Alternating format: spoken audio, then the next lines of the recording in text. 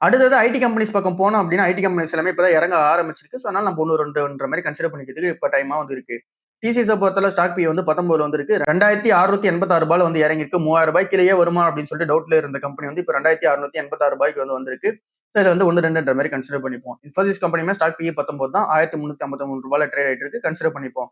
XL tech company stock B 22ல வந்திருக்கு. ரூ. 1436 வந்து இருக்கு. ஸோ, இதுவுமே இன்னும் இறங்கறதுக்கான சான்சஸ் இருக்கு ரீசனால. ஐடி கம்பெனியா மொத்தமா இறங்கறதுக்கான சான்சஸ் இருக்கு ரீசன்ல. எக்ஸல் டெக் வந்து 20 ஸ்டாக் பி கீழ வரட்டும். அப்ப வந்து கன்சிடர் பண்ணிக்கலாம். விப்ரோ வந்து ஸ்டாக் பி 16ல வந்து இருக்கு. ரூ. 209 ட்ரேட் ஆயிட்டு இருக்கு.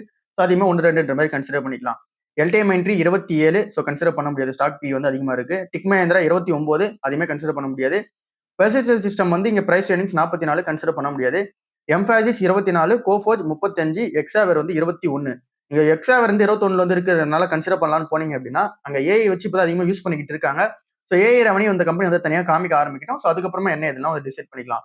ஸோ, இது வந்து இங்க ஐடி கம்பெனிஸ பொறுத்தவரை. ஸோ, ஐடி எந்த ஃபார்மா நம்ம 40% இந்த ஒரு ஸ்டாக்ஸ்ல கன்சிடர் பண்ணிட்டு போறது பெட்டராவே வந்து இருக்கு.